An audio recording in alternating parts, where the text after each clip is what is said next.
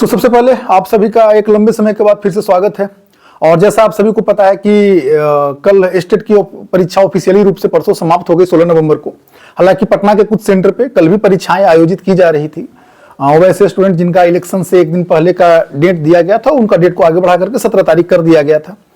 तो अनऑफिशियली तरह से सारी परीक्षाएं समाप्त हो गई है।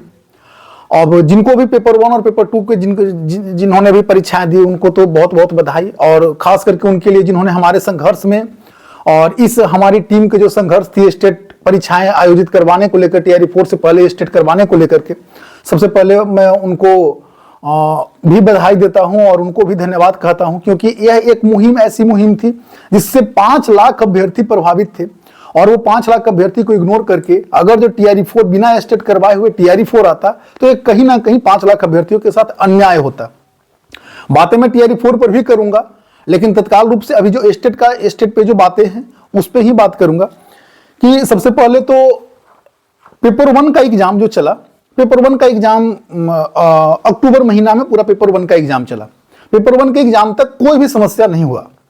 जैसे ही पेपर 2 का एग्जाम शुरू हुआ, कंप्यूटर सब्जेक्ट को छोड़ करके, कंप्यूटर और मैथ विषय को छोड़ करके बाकी जितने भी सारे सब्जेक्ट थे, जितने भी सब्जेक्ट, उसमें शुरुआत इसका होता है केमिस्ट्री से।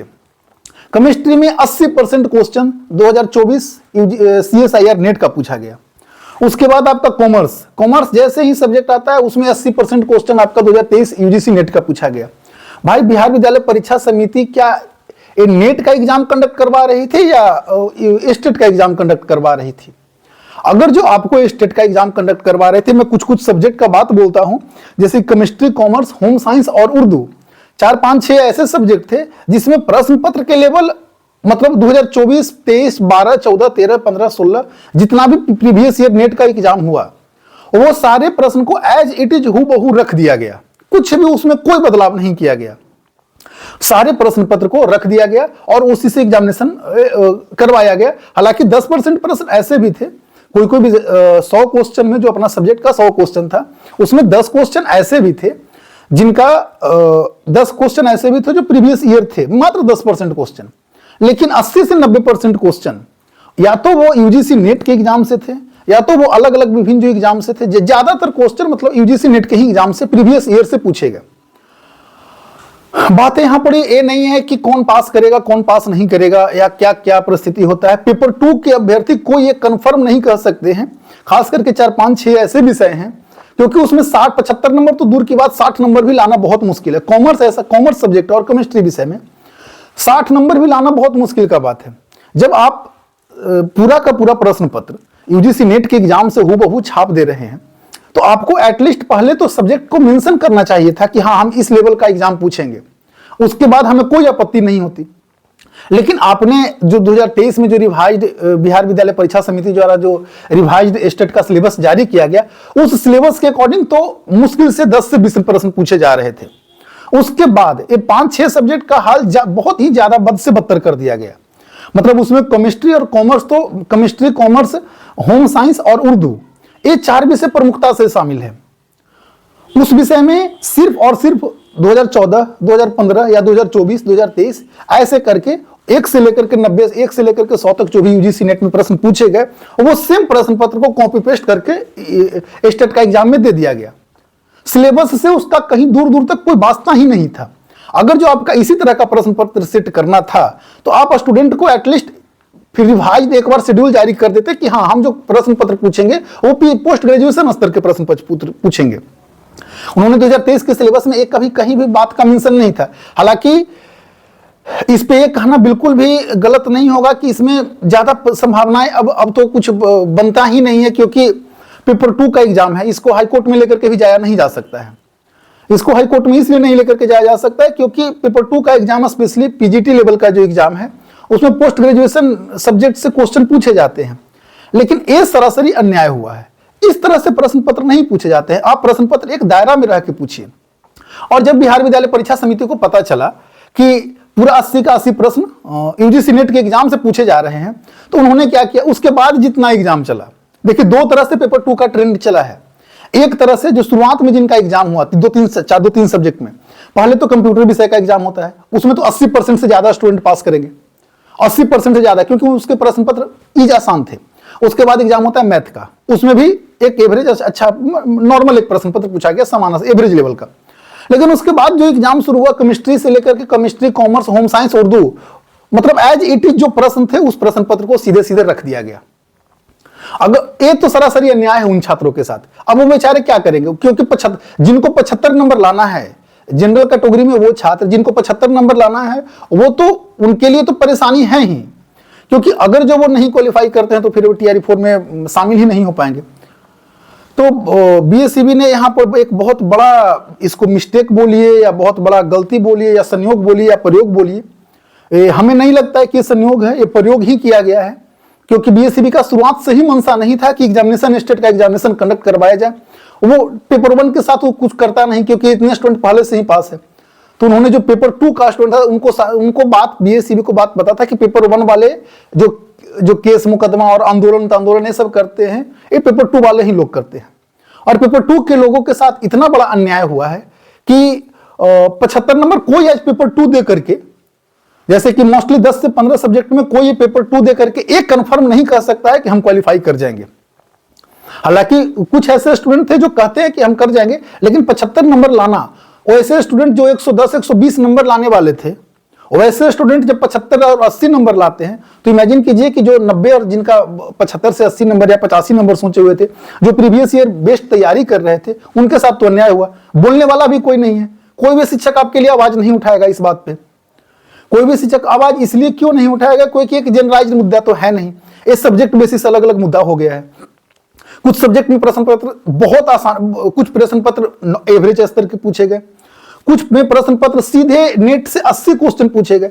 और जब बीएसईबी को बात पता चला, जब बीएसईबी हुआ क्या कि जब बीएसईबी को बात पता चला, तो बीएसईबी ने फिर से बात किया टीसीएस से, और उसके बाद फिर हल्का ट्रेंड चेंज किया। बाद बाकी जो पिछला जो 7 दिन का ट्रेंड था एग्जामिनेशन का, 12 तारीख से 9 तारीख से लेकर 16 तारीख तक, वो ट्रेंड एक अलग ट्रेंड था। उसमें क्या किया गया कि 10% क्वेश्चन, 10% क्वेश्चन प्रीवियस ईयर, बाकी 35-40% क्वेश्चन यूजीसी नेट, हूबहू यूजीसी नेट, और जो 40% क्वेश्चन था वो एक एवरेज से ऊपर स्तर का पूछा गया। मैं एक नहीं कहता हूं कि वो बहुत ही ज्यादा डिफिकल्ट थे या एवरेज तो कतई नहीं थे, लेकिन वो सिलेबस में रह के, एक सिलेबस के दायरा में रह के वो कठिन स्तर का प्रश्न पूछा गया। तो स्थिति ये बना हुआ है, इसमें ऐसा कंडीशन बना कि बहुत सारे ऐसे स्टूडेंट जो कन्फर्म थे, बहुत सारे छात्र, मेल कैंडिडेट भी थे, फीमेल कैंडिडेट भी थे, बहुत सारे लोगों का कॉल भी आ रहा था कि अब क्या, अब तो कोई ऑप्शन नहीं बचा भैया, क्या करे नहीं करे, स्पेशली कॉमर्स और केमिस्ट्री वाले स्टूडेंट का, उन लोगों के साथ तो बहुत बड़ा अन्याय हुआ है। अब आप ही लोग बताइए कि इसके साथ क्या किया जाए और इसको लेकर के आगे मुहिम, हम जैसे कि हम लोग का भी एग्जाम 16 तारीख को लास्ट एग्जाम था, हमारी भी टीम के बहुत सारे लोग का एग्जाम समाप्त होता, मेरा भी एग्जाम था, तो 16 तारीख को हम लोग का एग्जाम, लेकिन कोई ये कतई कह नहीं सकता है कि हम क्वालिफाई कर जाएंगे। खास करके वो स्टूडेंट जिनको 75 नंबर लाना है, वो बिल्कुल भी नहीं कह सकते हैं कि हम क्वालिफाई 100% कर जाएंगे। सभी को आंसर की का वेट है। तो आंसर की मैं एक बात बता देता हूं कि आंसर की आपको 24 तारीख को आ जाएगा।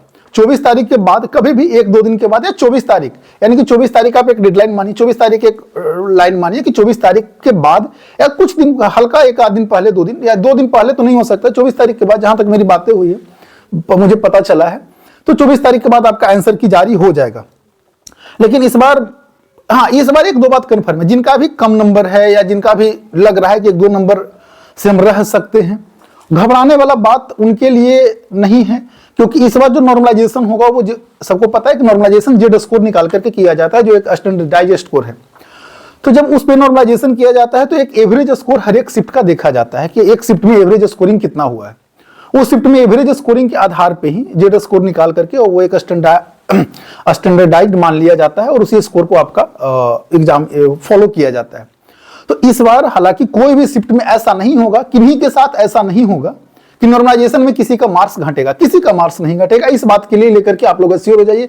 मार्क्स तब घटता है जब एक जो मीन स्कोर है, किसी भी शिफ्ट का जो मीन स्कोर होता है, एक बहुत ऊंचा चला जाता है, मीन स्कोर 75-80 के पार चला जाता है और आपने मात्र 65 नंबर किया या बहुत ज्यादा गलती आपने कर दी। अब जब मीन ही स्कोर एवरेज 55 के पास आएगा तो इससे अंदाजा लगा सकते हैं कि किसी का भी मार्क्स नहीं घटेगा। इस बात का तो गारंटी है, सबका 1-2 मार्क्स बढ़ भी सकता है, किसी का बढ़े या ना बढ़े, लेकिन किसी का उस मार्क्स से कम मार्क्स नहीं आएगा, इस बात का गारंटी है, श्योर है। तो बात यही थी फैक्टर के जेड नॉर्मलाइजेशन में बहुत सारा फैक्टर देखा जाता है, जिसके आधार पे इंटरनल जो क्वेश्चन का जो लेवल है वो भी मायने रखता है, वो भी एक फैक्टर बनता है। जो एक्सटर्नल और भी जो कारण है, जो भी मीन स्कोर निकाला जाता है, वो भी एक कारण बनता है।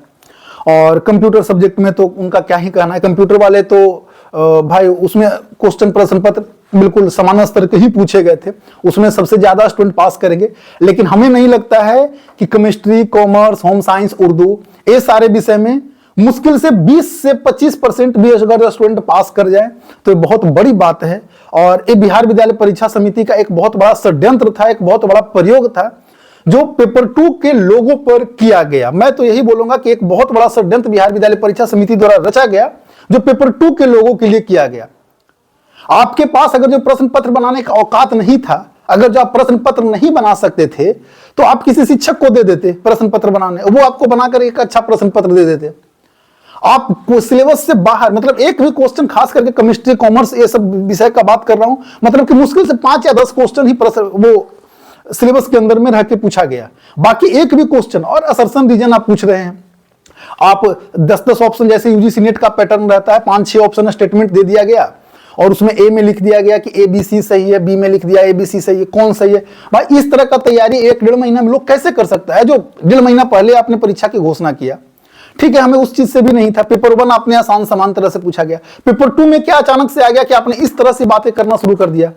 तो ये बिहार विद्यालय परीक्षा समिति का सरासरी गलती है, और ये तानाशाही बिहार विद्यालय परीक्षा समिति तो करती ही है। जैसा कि आपको पता है कि जब मार्च अप्रैल में ही जब लेटर निकल गया था, और उसके बाद भी इन्होंने एग्जामिनेशन स्टेट का नहीं करवाया। जब दोबारा हम लोग हाईकोर्ट जाते हैं तो ये एजुकेशन डिपार्टमेंट से जाकर के पूछता है कि हमको मार्गदर्शन फिर से दीजिए। तो बिहार विद्यालय परीक्षा समिति का नियत ही नहीं था स्टेट करवाने का, और जब स्टेट हुआ भी टीसीएस के द्वारा, किसी न किसी तरह सरकार पर प्रेशर बना करके, जैसे भी हो, हम लोगों को जितना भी मेहनत लगा उसमें स्टेट करवाने में, और जब स्टेट हुआ भी तो क्या इसका रिजल्ट निकला कि पेपर 2 के वजह से लाखों अभ्यर्थी, पेपर 2 की वजह से मैं लाखों का बात कर रहा हूं, पेपर 2 के लाखों अभ्यर्थी, कुछ सब्जेक्ट को छोड़ दिया जाए तो कोई ये श्योर नहीं है जिनको 75 नंबर लाना है या जिनको 60 नंबर भी लाना है, फीमेल कैंडिडेट जिनको 60 नंबर भी लाना है, कोई ये श्योर नहीं है कि हम क्वालिफाई कर जाएंगे।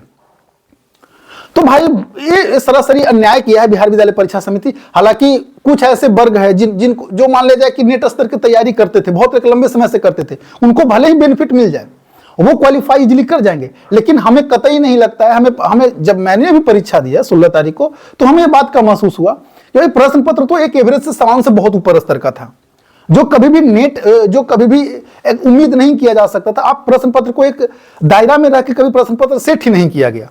तो गलतियां बहुत किया है बिहार विद्यालय परीक्षा समिति ने, और इस बार तो गलती का एक प्रयोग किया गया स्टेट के अभ्यर्थियों पर, पेपर 2 के अभ्यर्थियों पर। मैं बस यही कहूंगा, और इसके लिए आप लोग ही बताइए अब आगे कैसे क्या करना है। और जैसे भी अगर जो मान ले जाए कि कुछ ज्यादा कैंडिडेट आंसर की, आपका देखिए 24 तारीख को आंसर की आने वाला है, तो 24 तारीख को आंसर की आने के बाद में अगर जो एक बहुत बड़ा वर्ग ऐसा लगेगा कि इस आंसर की से प्रभावित है या हम क्वालिफाई नहीं कर, बहुत सारे स्टूडेंट, मतलब लाखों लाख स्टूडेंट क्वालिफाई नहीं कर पाएंगे, तो फिर कुछ ना कुछ इनिशिएटिव किया जाएगा, क्योंकि यह एक जनरलाइज्ड मुद्दा बन गया। एक पेपर 1 के साथ तो कुछ भी नहीं हुआ, लेकिन पेपर 2 के साथ एक जनरलाइज्ड मुद्दा बन गया है।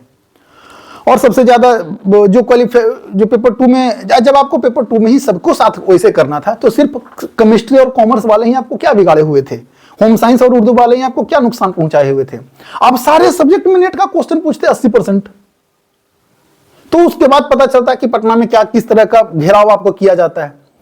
लेकिन आप कुछ प्रश्न पत्र, उसके बाद जैसे ही आपको ट्रेंड पता चला, तो कुछ प्रश्न पत्र को आपने फिर से रिवाइज कर दिया, और फिर तोड़ करके देने लगा कि 30-40% नेट का, 40% सिलेबस से मतलब हाई लेवल का, सिलेबस से भी डिफिकल्ट लेवल का क्वेश्चन, और जो 10% क्वेश्चन था हर एक शिफ्ट में यूजीसी प्रीवियस ईयर बेस्ड पूछा गया। तो बातें यही थी। किसी तरह स्टेट का एग्जामिनेशन समाप्त होता है। पेपर 2 के अभ्यर्थी तो कोई संतुष्ट नहीं है, बहुत सारे अभ्यर्थी संतुष्ट नहीं है कि पेपर 2 में क्या होगा, उन सबका आंसर की का इंतजार है। तो ठीक है, देखते हैं, पेपर 2 का आंसर की आने दीजिए। आंसर की आने के बाद अगर जो एक बहुत बड़ा वर्ग अगर जो ऐसा होगा जो प्रभावित होगा इस आंसर की से, तो कुछ ना कुछ प्रयास किया जाएगा। हालांकि अब तो आंदोलन कर भी नहीं सकते हैं रोड पर, क्योंकि अब आपका स्थिति पता ही है कि सरकार कैसा बना हुआ है, जो कितना पावरफुल गवर्नमेंट आई हुई है, कितना पावर में गवर्नमेंट है। तो अब तो अगर जो आप आंदोलन भी करने जाइएगा तो इतना लाठी खाइएगा कि कुछ निष्कर्ष भी नहीं निकलेगा और आपको लाठी भी खाना बहुत ज्यादा पड़ेगा। तो ठीक है, देखा जाता है आगे जैसे भी परिस्थिति बनती है, एक बार आंसर की आने दीजिए। और भी अगर जो आपके साथ कोई समस्या हुआ है तो आप लिख सकते हैं। एक तो समस्या हुआ था कि बहुत सारे स्टूडेंट को एडमिट कार्ड जारी नहीं किया गया। भाई आप बहुत सारे स्टूडेंट का ठीक है 2 फॉर्म भरा, आप दोनों का एडमिट कार्ड उसके मन से जारी नहीं किए। किसी एडमिट कार्ड जारी किए, किसी का एडमिट कार्ड बाद में वाला के जारी किए, किसी में पहले वाला का एडमिट कार्ड जारी किए। आप एक रूल्स को फॉलो नहीं किए। ठीक है, एग्जामिनेशन जैसा भी हो, अब जिनको भी पेपर 1 हुआ है उनको स्पेशली बहुत बहुत बधाई, और जिनको पेपर 2 हुआ है वो तो सस्पेंस में है ही। आगे आने वाला परिस्थिति में देखा जाता है जैसे भी होता है। और हाँ, एक बात और है कि जैसे ही रिजल्ट आता है बहुत सारे जब, तो हम लोग TRE 4 के लिए जी जान लगा करके लग जाएंगे, और हमें ऐसा उम्मीद है कि कुछ प्रयास करेंगे और TRE 4 100% कंफर्म आना तय है। ठीक है, आप सभी को बहुत बहुत धन्यवाद।